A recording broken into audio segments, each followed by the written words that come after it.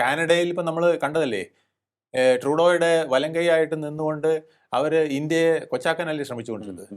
അപ്പോൾ ഇന്ത്യക്ക് ഏറ്റവും കൂടുതൽ ബുദ്ധിമുട്ട് വരുത്തത് ട്രൂഡോ അല്ല, ഖാലിസ്ഥാൻകാരികളാണ്. അപ്പൊ ഇന്ത്യക്കാരനാണ് ഇന്ത്യക്ക് ഏറ്റവും വലിയ പാരയായിട്ട് വന്നതെന്നുള്ളത്. വേറൊന്നും കൂടെ ഞാൻ ചോദിക്കാം, ഇവരിൽ പലർക്കും അമേരിക്കയിലും ആസ്ഥാനങ്ങളുണ്ട്, ഈ ഖാലിസ്ഥാനിലെ പല നേതാക്കൾക്കും, ഖാലിസ്ഥാനി നേതാക്കൾക്കും. അല്ല, പിന്നെ യു കെയിലുണ്ട്.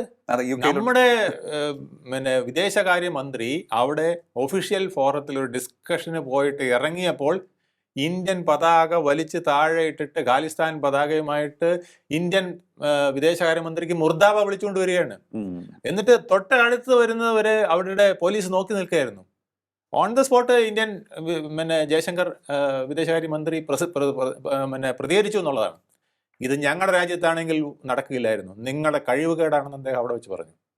എൻ്റെ രാജ്യത്ത് വന്നിട്ട് ബ്രിട്ടന്റെ ഒരു വിദേശകാര്യമന്ത്രിക്ക് ഒരുത്തൻ്റെയും ബ്ലാക്ക് ഫ്ലാഗ് വരാൻ ഞാൻ അനുവദിക്കില്ല, അവൻ്റെ അടുത്തോട്ട് വരാൻ സമ്മതിക്കില്ലായിരുന്നു. അതാണ് ഞങ്ങളുടെ രാഷ്ട്രത്തിൻ്റെ ഇൻറ്റഗ്രിറ്റി, പ്രത്യേകത എന്ന് പറഞ്ഞ് യു കെ അവിടെ വെച്ച് അദ്ദേഹം തൊലി ഉരിച്ചു കളഞ്ഞു.